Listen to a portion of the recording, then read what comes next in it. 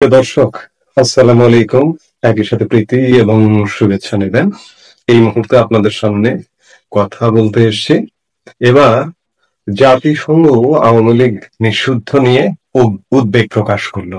জাতিসংঘ উদ্বেগ প্রকাশ করলো, সেটি খুব বেশি ধর্তব্যের বিষয় নয় যে জাতিসংঘের এমন একটি সংস্থা উদ্বেগ প্রকাশ করেছে। এই সংস্থাটাকে যদি বলেন যে খানিকটা একটি ফরমাইশি সংস্থা।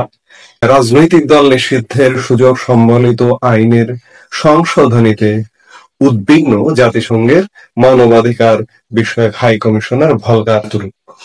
আমি এই সংস্থাটি নিয়েই প্রশ্ন তুলতে চাই এজন্য যে সারা পৃথিবীতে মানবাধিকার রক্ষায় মানবাধিকার লঙ্ঘনে এই প্রতিষ্ঠানটি আসলে কি অবদান রেখেছে সে ব্যাপারে সবচেয়ে বড় প্রশ্নটি রয়েছে যে এরা শুধু লাঠি ঘোরাতে পারে, ছড়ি ঘোরাতে পারে।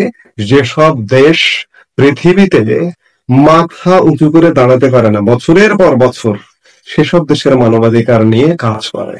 কিন্তু পৃথিবীর যারা অর্থনৈতিকভাবে স্বয়ংসম্পন্ন সেসব দেশেও হাজারো মানবাধিকার লঙ্ঘনের ঘটনা ঘটে যায়, কিন্তু সেগুলো পাপ প্রদীপের আলোয় আসে না, মানবাধিকার হাই কমিশনের দৃষ্টিতেও আসে না। সেই কমিশন এবার বাংলাদেশ আওয়ামী লীগের নিষিদ্ধ নিয়ে উদ্বেগ প্রকাশ করেছে। ঠিক আছে, আমরা এটিকে সাধুবাদ জানাই। আওয়ামী লীগকে যেভাবে নিষিদ্ধ করা হয়েছে সেটি আসলে বিধিসম্মত নয়। এটি দেশে বিদেশে আমরা সবাই বলছি, আমরা কিন্তু তারপরেও গায়ের জোরে আওয়ামী লীগের কার্যক্রমকে নিষিদ্ধ করেছে বর্তমান অন্তর্বর্তীকালীন সরকার। খবরে বলা হচ্ছে যে সোমবার জেনেভায় জাতিসংঘের 59তম মানবাধিকার পরিষদে উত্থাপিত বার্ষিক প্রতিবেদনে আওয়ামী লীগ নিষিদ্ধের বিষয়ে উদ্বেগের কথা জানানো হয়। হাই কমিশনারের অফিসে প্রচারিত বিবৃতিতে ভলকার তুর্কের বক্তব্য তুলে ধরা হয়। বাংলাদেশ বিষয়ে জাতিসংঘের মানবাধিকার বিষয়ক হাই কমিশনার বলেন যে রাজনৈতিক দল ও সংগঠন নিষিদ্ধ করার সুযোগ তৈরি করে সম্প্রতি আইনে পরিবর্তন আনা এবং এ সংক্রান্ত সব কর্মকাণ্ড নিয়ে আমি উদ্বিগ্ন। এটা অন্যায্যভাবে সংগঠনের স্বাধীনতা, মত প্রকাশের স্বাধীনতা ও সমবেত হওয়ার স্বাধীনতাকে সীমিত করবে। সম্প্রতি সন্ত্রাসী কার্যক্রমে জড়িত ব্যক্তি বা সত্তার যাবতীয় কার্যক্রম নিষিদ্ধ করার বিধান যুক্ত করে সন্ত্রাস বিরোধী অধ্যাদেশ 2025 জারি করে অন্তর্বর্তী সরকার। এই অধ্যাদেশের আলোকে বাংলাদেশ আওয়ামী লীগ এবং এর সব অঙ্গ সংগঠন, সহযোগী সংগঠন ও ভ্রাতৃপ্রতিম সংগঠনের নেতা কর্মীদের আন্তর্জাতিক অপরাধ ট্রাইব্যুনালে বিচার কার্য সম্পন্ন না হওয়া পর্যন্ত তাদের যাবতীয় কার্যক্রম নিষিদ্ধ করা হয়। এছাড়া আন্তর্জাতিক অপরাধ ট্রাইব্যুনাল আইনও সংশোধন করেছে অন্তর্বর্তী সরকার। সংশোধনী অনুযায়ী আন্তর্জাতিক অপরাধ ট্রাইব্যুনাল কোন রাজনৈতিক দল, তার অঙ্গ সংগঠন বা সমর্থক গোষ্ঠীকে শাস্তি দিতে পারবে। অর্থাৎ সরকার নিজের মতো করে বাংলাদেশের একটি বিশেষ রাজনৈতিক দলকে নিষিদ্ধ করেছে এবং এর প্রেক্ষিতে জাতিসংঘের মানবাধিকার বিষয়ক হাই কমিশনার ভলকার তুর্ক উদ্বেগ প্রকাশ করেছে। আজকে শুধু জাতিসংঘ নয়, সারা পৃথিবী থেকেই আনুকূল্য অর্জন কিংবা পৃষ্ঠপোষকতা অর্জন করতে পারেনি ডক্টর মোহাম্মদ ইউনূসের সরকার। সেই হেতু আজকে জাতিসংঘ উদ্বেগ প্রকাশ করছে, আগামীকালকে আরো বড় ধরনের উদ্বেগ প্রকাশ করবে। জাতিসংঘকে সারা পৃথিবীতে যেদিকে থাকে জাতিসংঘ কিন্তু সেটি। জাতিসংঘ একটি ছোট জগন্নাথ প্রতিষ্ঠান। একটা কথা আমরা জানি যে চাঁদের কোনো নিজস্ব আলো নেই, চাঁদ সূর্যের আলো দিয়ে পৃথিবীকে বা নিজে আলোকিত হয়। ঠিক তেমনি জাতিসংঘেরও অবস্থা কিন্তু তেমন। জাতিসংঘ কিন্তু সূর্য নয়, সূর্যের আলোকচ্ছটা ছড়িয়ে জ্বালিয়ে দেবে, পুড়িয়ে দেবে বা আলো ছড়াবে তা নয়। জাতিসংঘে অন্যের আলো দিয়ে চলে। যেটি হোক না কেন জাতিসংঘ উদ্বেগ প্রকাশ করেছে। আর যেটি বলছিলাম যে সারা পৃথিবীতে কূটনৈতিক ভাবে ডক্টর মোহাম্মদ ইউনূসের কোনো অর্জন নেই। এই 11 মাসে সারা পৃথিবীর কোনো দেশের আনুকূল্য অর্জন করতে পারেনি। শুধুমাত্র মার্কিন যুক্তরাষ্ট্রের দুর্বিসন্ধি আছে এই অঞ্চলে, সেই দুর্বিসন্ধির জায়গা থেকে মার্কিন যুক্তরাষ্ট্র এই সরকারের ব্যাকআপ হিসেবে আছে। কিন্তু সেদিন খুব বেশি দূরে নয় যে মার্কিন যুক্তরাষ্ট্র যে উদ্দেশ্য নিয়ে এই অঞ্চলে এসছে, এই অঞ্চলে এমন একটি পুতুল সরকার, বাংলাদেশের আকাশে একটি পুতুল সরকার বসিয়ে দিয়েছে, এই সরকারটি বিদায় নেবে। মার্কিন যুক্তরাষ্ট্র যখন পিছু হটবে তখন এই সরকারটিও পিছু হটতে বাধ্য হবে। আপনি দেখুন, আমি দুই একটা উদাহরণ দিয়েই আলাপটি শেষ করতে চাই। এই যে ডক্টর মোহাম্মদ ইউনূস, তিনি বলেন যে তিনি বিশ্ব খেলোয়াড়, তার কথা বিশ্ব শোনে না, কেউ শোনে না। এই উদাহরণগুলো বারবার দিয়েছি, আবারও বলছি। ডক্টর মোহাম্মদ ইউনূস ইউরোপিয়ান দেশগুলোকে ডেকে, ক্ষমতা নেবার কয়েক মাসের মধ্যে ইউরোপিয়ান দেশগুলোকে ডেকে বলেছিলেন যে বাংলাদেশে যেহেতু আপনাদের কোনো দূতাবাস নেই, সেহেতু আপনারা বাংলাদেশ থেকে বিশেষ কোনো অফিস বা কোনো কিছু সেন্টার করে ভিসা এবং অন্যান্য আনুষঙ্গিক কার্যক্রম করুন, আপনাদেরকে অনুরোধ। ইউরোপিয়ান দেশগুলোর আজ পর্যন্ত কেউ ডক্টর ইউনূসের কথায় ভ্রুক্ষেপ করেননি। তেমনি ভাবে ডক্টর মোহাম্মদ ইউনূস 11 মাস রাষ্ট্র ক্ষমতায়, আজ পর্যন্ত আমরা ডক্টর মোহাম্মদ ইউনূসকে দেখলাম না যে কোনো দেশ, পৃথিবীর কোনো দেশ ডেকে নিয়ে আমন্ত্রণ জানিয়ে সসম্মানে অভ্যর্থনা জানিয়ে সংবর্ধনা দিল। এই যে ডক্টর মোহাম্মদ ইউনূস পৃথিবীর কোন সরকার প্রধান বা রাষ্ট্রপ্রধানের চাইতে ডক্টর মোহাম্মদ ইউনূস রেকর্ড বিদেশ সফর করেছে, 11টি বিদেশ সফর, সর্বশেষ বিতর্কিত যুক্তরাজ্য সফর সহ প্রত্যেকটি সফর বিতর্কিত, কোনটি সফর দ্বিপাক্ষিক নয়, রাষ্ট্রীয় কোষাগারের অর্থ খরচ করে সফর। তো সেই জায়গায় পৃথিবীর কোথাও গিয়ে ডক্টর মোহাম্মদ ইউনূস যে উষ্ণ অভিনন্দন, উষ্ণ অভ্যর্থনার শিকার হচ্ছেন তা কিন্তু নয়। আমি ডক্টর মোহাম্মদ ইউনূসকে আমি ছোট্ট একটি উদাহরণ দিয়ে বলবো। আমাদের ঠিক পাশের দেশ ভারত, ভারতের প্রধানমন্ত্রী নরেন্দ্র মোদী পৃথিবীর যে কোনো দেশ সফর করতে যখন যান, এয়ার ইন্ডিয়া থেকে তিনি এয়ার ইন্ডিয়া ওয়ান, নরেন্দ্র মোদীর যে বিমানে সফর করেন, এয়ার ইন্ডিয়া ওয়ান থেকে নামার মুহূর্তটা যদি ডক্টর মোহাম্মদ ইউনূস এবং ইউনূসের পরিষদটা যদি দেখেন, ভিডিও আছে, নরেন্দ্র মোদীর ইউটিউব চ্যানেলে আছে, নরেন্দ্র মোদীর ফেসবুক এবং সামাজিক সোশ্যাল মাধ্যমের যেসব প্ল্যাটফর্ম আছে সেগুলোতে ভিডিওগুলো আছে। দ্বিপাক্ষিক সফরটা কারে বলে, কত প্রকার, নরেন্দ্র মোদীর সফরগুলো একটু দেখেন। নরেন্দ্র মোদী প্রত্যেকটা দেশে যান, প্রত্যেকটা দেশ উষ্ণ আতিথেয়তার সাথে তাকে গ্রহণ করে। আমরা কম্পেয়ার স্বাভাবিকভাবে আজকের পৃথিবীতে তুলনা চলে আসে। সেই জায়গা থেকে ডক্টর মোহাম্মদ ইউনূসকে কে গ্রহণ করে, কে রিসিভ করে? কেউ করে না। ডক্টর মোহাম্মদ ইউনূস নিজ গরদে নিজের দেশের, আমার আপনার জনগণের পয়সা খরচ করে সারা পৃথিবী সফর করে বেড়াচ্ছে। সেই জায়গা থেকে ডক্টর মোহাম্মদ ইউনূস আজকে 11 মাসেও আন্তর্জাতিক স্বীকৃতি অর্জন করতে পারেনি। কাজে ডক্টর মোহাম্মদ ইউনূস আর আন্তর্জাতিক স্বীকৃতি অর্জন করতে পারবেন না। গাল গল্প মেরে লাভ নেই। আজকে জাতিসংঘ আওয়ামী লীগের নিষিদ্ধ নিয়ে উদ্বেগ প্রকাশ করেছে, সামনের দিনগুলোতে কিন্তু আরো উদ্বেগ বাড়বে।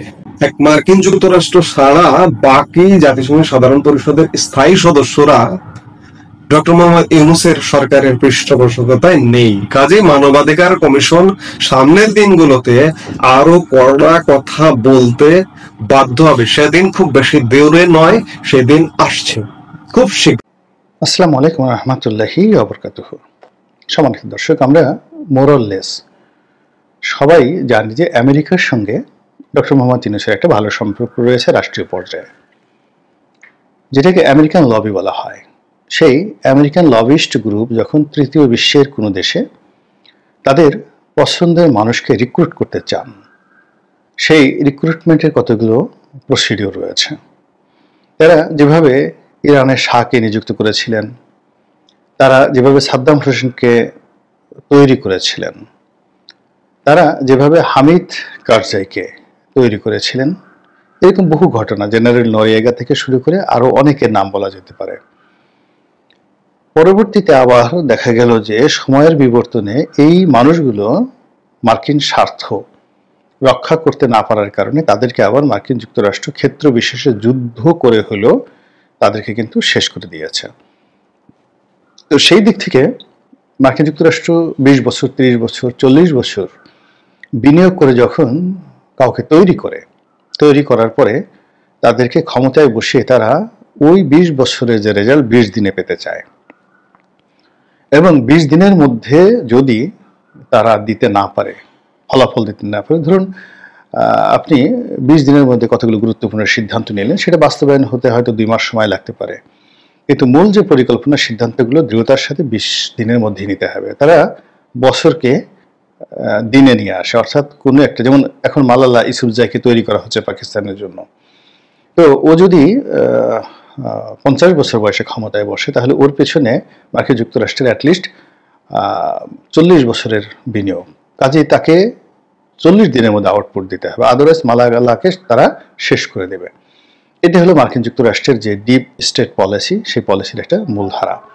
তো বাংলাদেশের এই যে জুলাই আগস্ট বিপ্লব, এই বিপ্লবের পেছনে ডিপ স্টেটের ভূমিকা, এবং এই বিপ্লবে মার্কিন যুক্তরাষ্ট্রের অর্থ, অন্যান্য সরঞ্জামাদি, আপনারা বুঝে নেন, অর্থ এবং অন্যান্য সরঞ্জামাদি কিভাবে এই দেশে এসেছে এবং কিভাবে এই ট্রেনিংগুলো হয়েছে এবং সেগুলো কতটা ধ্বংসাত্মক ছিল এবং কত মানুষের প্রাণহানি ঘটিয়েছে, এগুলো এখন বলতে গেলে ওপেন সিক্রেট।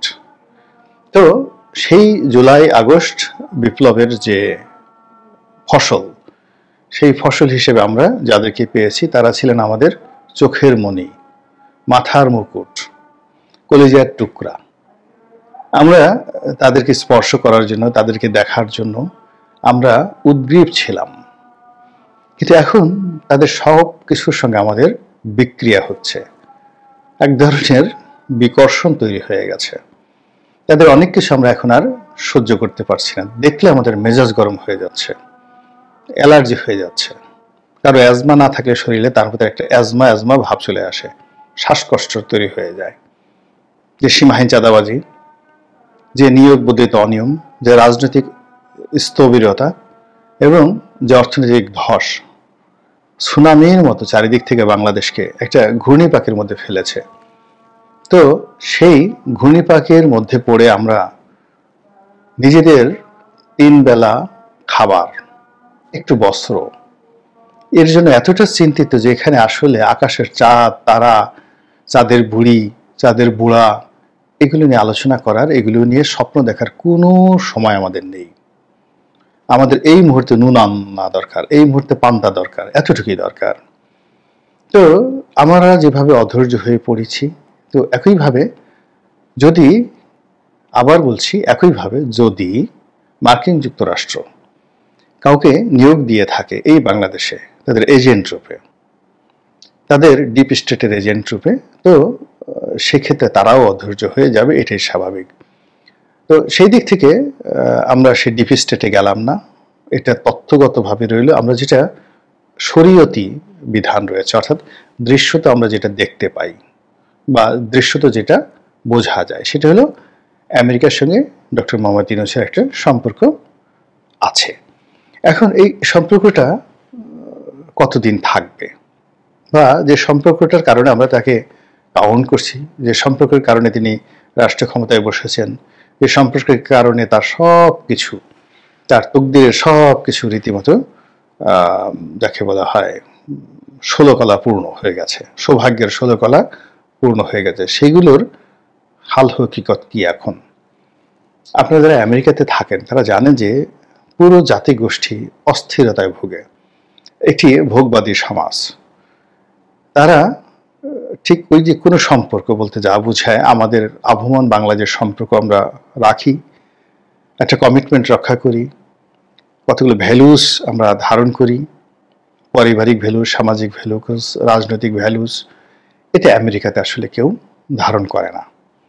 সেখানে হলো ডলার, অস্ত্র, পেট্রোডলার, প্রযুক্তি, খাও দাও, মুভি, মাস্তি, সিনেমা দেখো, মাস্তি করো, ম্যাকডোনাল্ডস খাও, কেএফসি খাও, বার্গার খাও, হ্যামবার্গার খাও, এরকম। মানে তারপর রাস্তায় ঘুমিয়ে থাকো, সারা রাত গাড়ি চালিয়ে, 3 দিন গাড়ি চালিয়ে বনের মধ্যে গিয়ে ক্যাম্প ফায়ার করো, জীবনটাকে উপভোগ করো।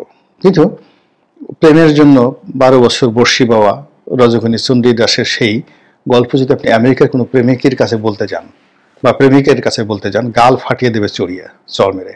সেখানে ধরুন একটা মেয়ের সঙ্গে আপনার পরিচয় হলো, তাকে কনভিন্স করতে আপনার হায়ার 2-3 মিনিট সময় লাগবে।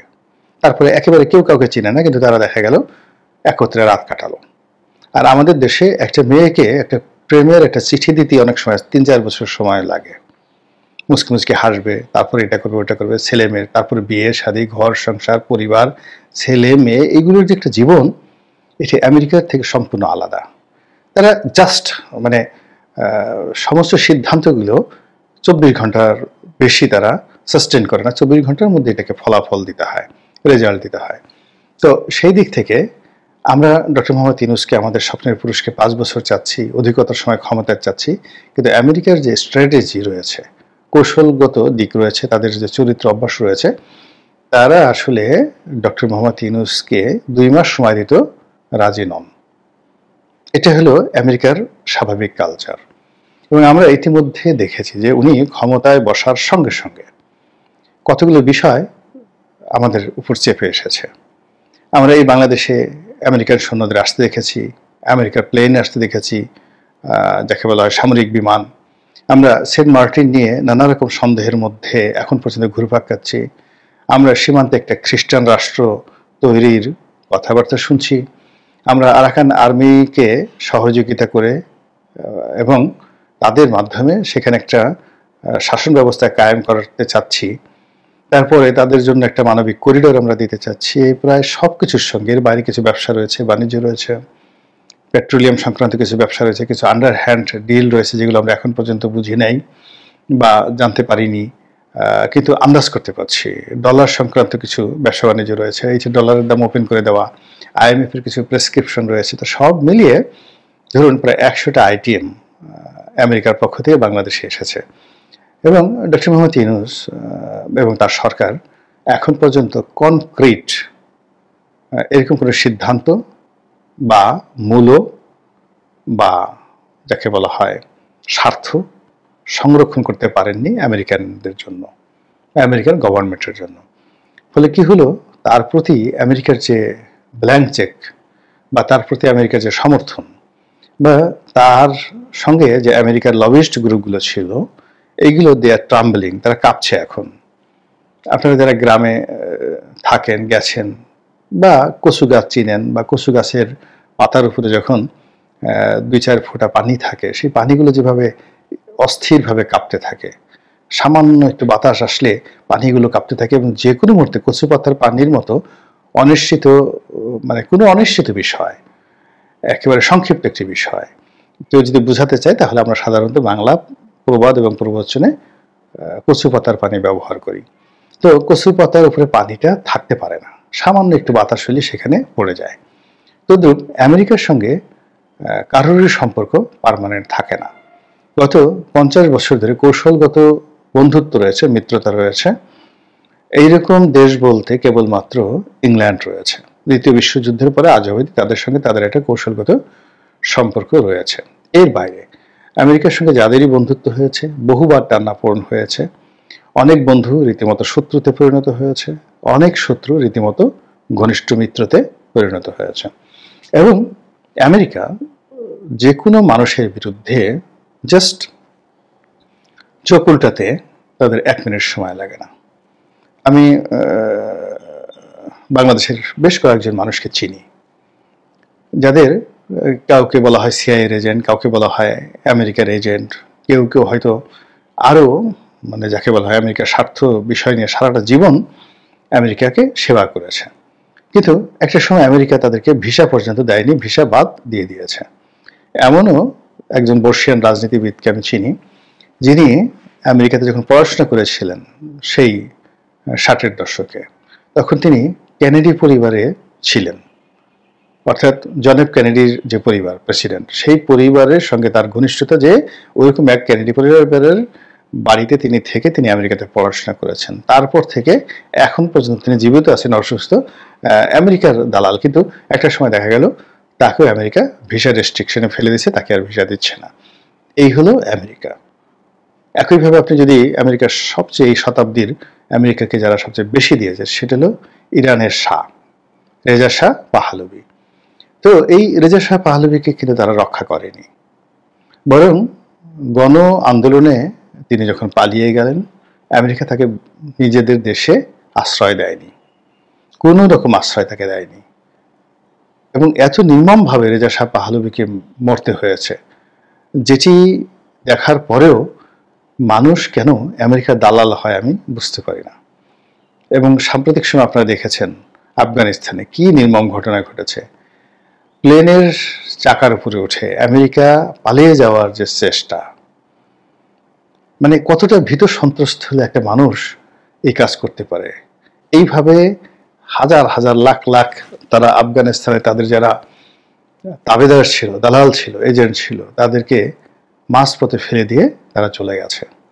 এবং নিজেদের সৈন্যবাহিনীকে তারা রক্ষা করার জন্য তালেবানদের সঙ্গে যতটা সম্ভব নরম হওয়া, যতটা ছোট হওয়া, যতটা বিনয়ী হওয়া, সব কাজগুলো করে তারা তাদের শেষ সৈন্যটিকে সেখান থেকে নিরাপদে নিয়ে গেছে। তো কাজেই সেই আমেরিকার সঙ্গে যদি ডক্টর ইউনূসের সম্পর্ক থাকে আর সরকারের সম্পর্ক থাকে এবং সেটার ভিত্তিতে যদি সরকার পরিচালিত হতে থাকে, তাহলে সেই সম্পর্কটা অবশ্যই অবশ্যই কচু পাতার পানির মতো টলটল টলটল করছে।